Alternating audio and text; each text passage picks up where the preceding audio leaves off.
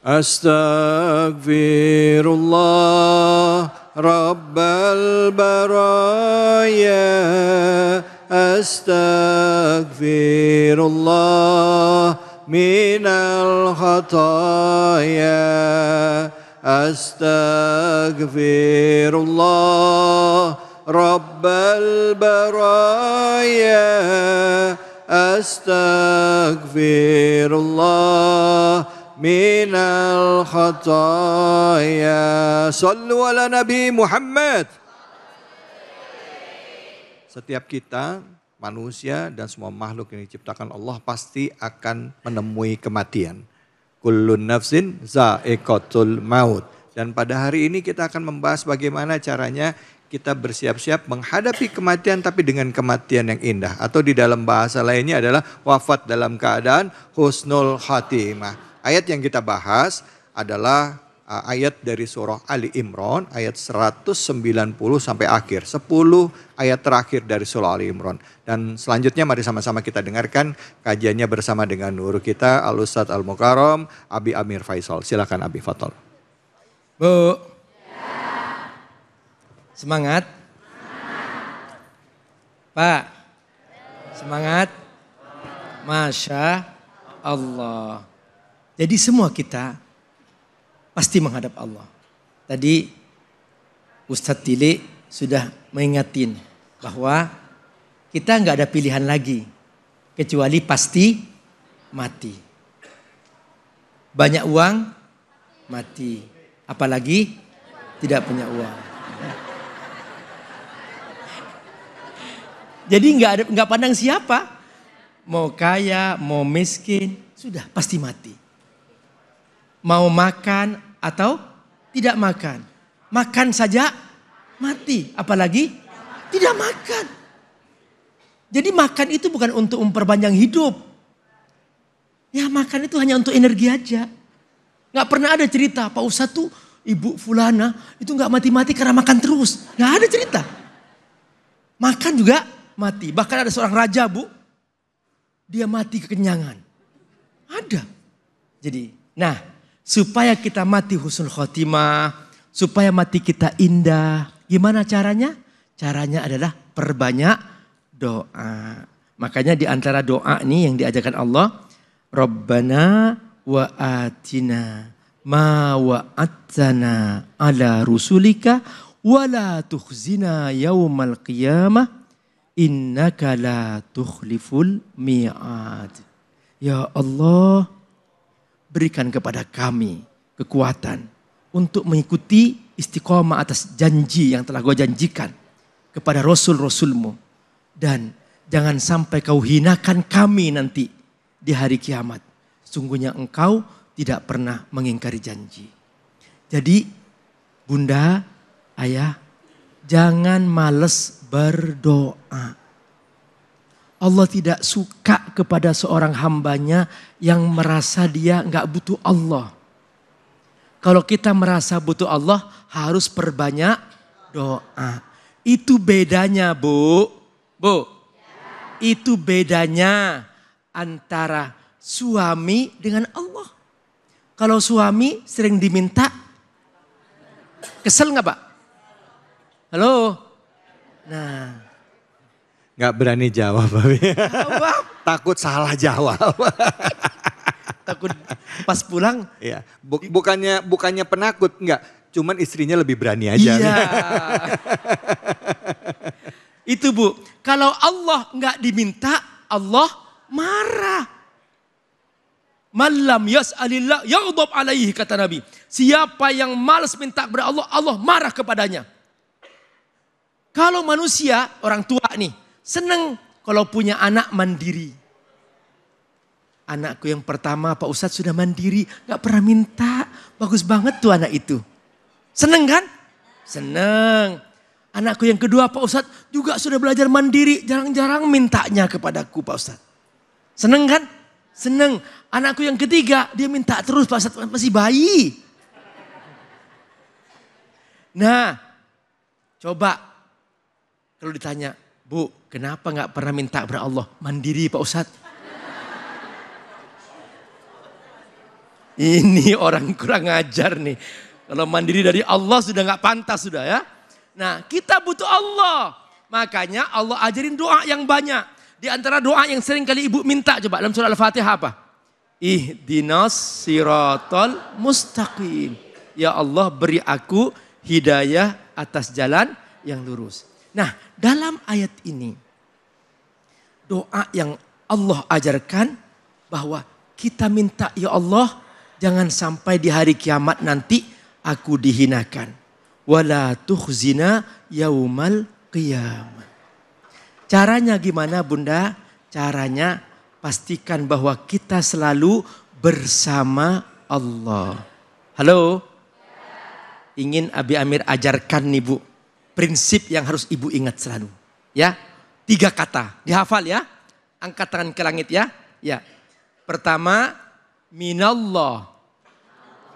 Ana minallah. Ana minallah. Aku dari Allah. Aku dari Allah. Ana lillah. Ana lillah. Aku untuk Allah. Aku untuk Allah. Ana ilallah. Ana illallah. Aku akan kembali kepada Allah. Akan kembali kepada Allah. Kalau ibu ingat ini selalu. Aku dari Allah. Aku untukmu ya Allah. Aku pasti akan kembali kepadamu ya Allah. Maka ibu tidak akan pernah berbuat maksiat. Bapak akan hati-hati dari dosa. Kenapa? Aku dari Allah.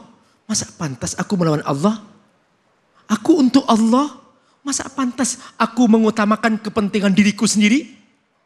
Aku akan kembali kepada Allah. Aku akan dihisab oleh Allah. Masa aku membawa maksiat?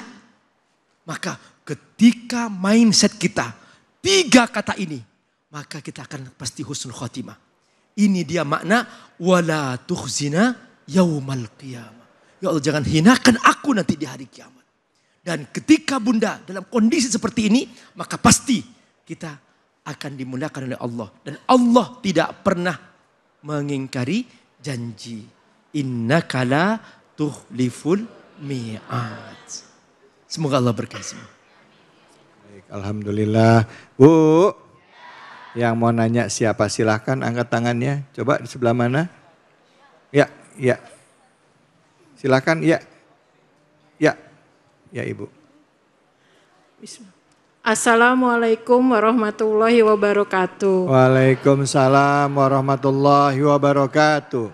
Saya Heni dari Majelis Taklim Al-Hidayah Villa Nusa Indah 3. Ustadz, saya punya teman, dia sangat sukses, tapi selalu menghiraukan ibadah atau lalai. Dan menganggap kesuksesannya itu tidak ada campur tangan dari Allah Subhanahu wa Ta'ala. Yang saya mau tanyakan, bagaimana cara saya menyadarkan teman saya itu Ustadz? Mohon pencerahannya, terima kasih. Ya Allah. Gimana tuh Abi? Lupa ya. Dia itu kok bisa gitu. Iya. Dia itu lahir, memang yang menciptakan dia siapa ya? Iya. Makanya di urutan ayat tuh Allah ingatkan tentang tauhid loh. Inna fi khalqis samawati wal ardh wa ikhtilafil laili wan nahar la ayatil ulil albab. Allah ingetin tuh, ini langit, bumi, pergantian siang malam. Itu siapa yang ngurus, Bu? Allah. Kita gak pernah ngurus kok. Kita gak pernah geser matahari. Tiba-tiba ada orang sombong gitu loh. Dia tahu-tahu hanya baru punya uang. Dia sudah lupa kepada Allah yang memberikan kesehatan, yang memberikan kemampuan. Dia bikin mata aja gak bisa, Bu. Mata ini, Bu, terdiri dari sekian ratus miliar sel. Satu sel aja gak bisa bikin manusia, Bu. Dia baru dapat uang sekian, baru punya rumah mewah, baru punya mobil mewah, udah sombongnya. Dia lupa kepada Allah Subhanahu wa Ta'ala. Nah, makanya caranya ya. Ibu pertama, bangun hubungan baik dengan dia. Temenan biasa aja. Apa yang dia sukai, temenin dulu. Begitu sudah dekat, yang dia merasa senang dengan ibu atau dengan bapak, dan dia merasa bangga dengan ibu dan bapak, dan mau mendengar apa kata ibu dan bapak. Nah, mulai di situ kasih hadiah. Kata Nabi, tahadu tahabu. berilah hadiah, kamu akan disukai. Jadi biar nampak bahwa bapak ibu mendekati dia bukan karena kepentingan. Tapi aku mendekati dia, aku kaya juga, aku mampu juga, aku kasih hadiah kamu. Ketika dia senang sudah dikasih hadiah, nah setelah itu dia mau mendengar apa kata ibu dan bapak, maka sampaikan kepadanya. Bro, itu gak bagus loh. Kamu ingat Allah dong. Terima kasih kepada Allah. Ambil wudhu segera. Kamu sedang dikuasai setan nih. Sujud, ayo sujud. Kalau Allah cabut kekayaan kamu, sekejap kamu akan miskin. Kamu tidak punya apa-apa. Coba, ayo kembali kepada Allah. Nah, harus Bu, orang sombong itu ditaklukkan dengan hati. Jangan kemudian ibu, kalau ibu main sombong-sombongan, it's okay. Boleh ada sebuah ungkapan. At-takabbur, al-mutakabbir sedekah. Sombong pada orang sombong itu sedekah. Tapi kalau ingin memperbaiki, sombong ini kan seperti api Bu ya. Halo? Seperti apa? Nah, kalau seperti api dipadamkan dengan apa? Dengan air. Maka kalau ada orang sombong, ibu jadi airnya. Kalau ada api, ibu jadi airnya. Lembutkan hatinya, bikin dia senang sama badan ibu. Mulai masuk kata-kata itu, sampaikan.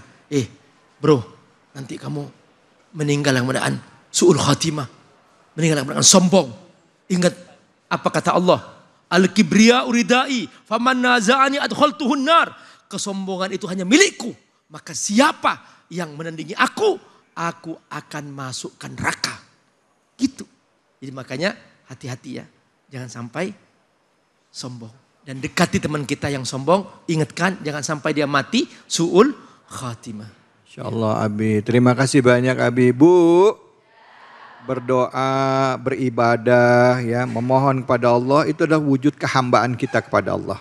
Jadi pada saat kita nggak mau berdoa, kita nggak mau beribadah dan tidak mengakui nikmat ini dari Allah, kita termasuk orang yang sombong dan itu sayadkhuluna jahannam, masuk ke dalam neraka jahannam. Mau masuk neraka jahannam Bu? Mau duluan? Jangan ya, na'udzubillahi min zalik. Kita harus menjaga diri kita, kehambaan diri kepada Allah. Sudah jelas ya Bu ya penjelasan dari Abi ya Bu? Bu, Pak, jelas?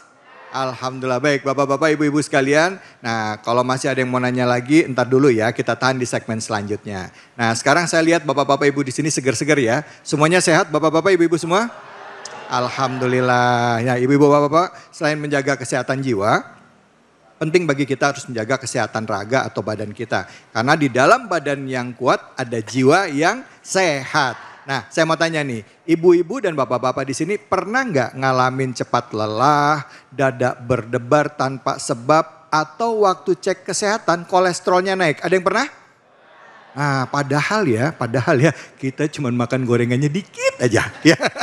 2 piring ya. Tapi angka kolesterolnya langsung naik nih. Nah hati-hati ya, karena kolesterol tinggi itu bukan cuma angka, tapi juga faktor resiko penyakit jantung, stroke, dan hipertensi. Makanya sekarang saya mau perkenalkan satu solusi alami yang bisa bantu atasi masalah itu. Namanya Omepros. Omepros adalah suplemen dengan kandungan lengkap omega 3, 6, 9 plus GLA. Kombinasi yang kuat untuk membantu menurunkan kolesterol jahat LDL, meningkatkan kolesterol baik HDL dan melancarkan peredaran darah.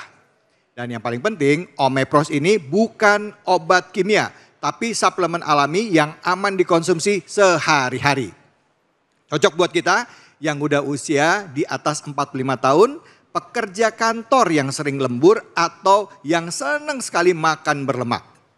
Omepros ini juga tersedia dalam berbagai kemasan, ada isi 30 kapsul, 60 kapsul, dan juga ukuran mini buat yang mau coba dulu.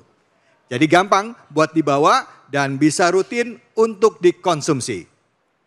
Supaya jantung kita tetap sehat, hidup terasa nyaman, tanpa ada rasa cemas akibat kolesterol, saatnya kita beralih ke Omepros. Ingat ya, sehat itu pilihan dan jangan ditunda-tunda. Dengan Omepros, jaga kesehatan jantung bisa dimulai hari ini juga. Ingat ya, sehat itu pilihan. Mulai sekarang, aku mau jaga kolesterolku, Omepros bantu kurangi lemak darah.